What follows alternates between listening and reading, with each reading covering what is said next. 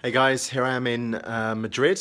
It's not looking too nice out there today, which is a shame. But anyway, I'm inside anyway, so it's okay. I'm speaking at a very large healthcare company that shall remain nameless. But I wanted to hit on something that I'm going to talk about in about an hour's time on stage, and that is how we can handle disruption. Because disruption is a really overused word. It concerns me that many people think they are disruptors because they're thinking differently, or because they feel as if disruption is somehow the fashionable thing to position themselves as. But disruption actually comes from the Latin term disrepair, or disruptus, which is to break apart. And that is a fundamental re-engineering or dismantling of a particular practice or industry or a marketplace.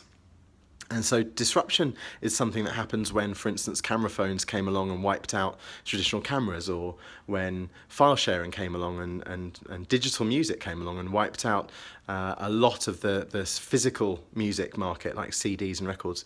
And the question really is how we handle that when or if it happens in our business, in the business in which we're in. And for these guys here today in the healthcare world, this is something which is one of the very few industries that hasn't been massively disrupted yet, but the signs are already there. Online pharmacies and various different other tools that enable people to actually have their own information and be empowered by it. But the fiefdoms are still being protected, and the hierarchical approaches, the dictatorship approaches are being very kind of glued together by operations that actually don't want anything really to change. And I suspect that the healthcare world will be significantly disrupted in the coming years. And mainly through democratization, mainly through the ability for people to have access to their own information and then access to the solutions. And if you think about it, it is the awareness of what it is that's, let's say, wrong with you, or what it is that you have that needs to be fixed, and then the power to actually fix it. The closing the gap between having the awareness and the solution is where the disruption will come from the hierarchy of the healthcare world. Now, that's not all good necessarily. It's not all bad either. But what it is a pretty eminent fact, I believe. And I think that healthcare companies need to then consider where they can still add value into that mix, where the messes are that they can clean up, where the opportunities are to still enable the health of life. What I think will happen is that a lot of the healthcare companies will be very protectionist.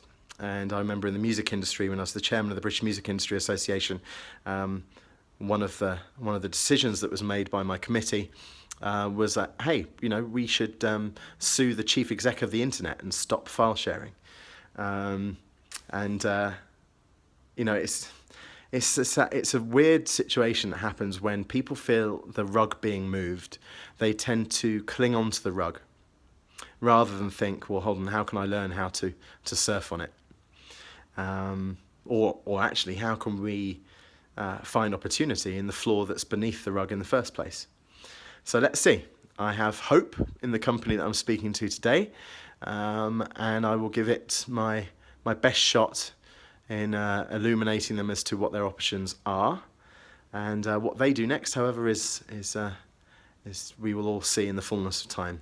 And I will see you guys next week in Washington, I believe. So I shall see you there. Take care, and thanks to everyone at home for watching. See ya. Bye.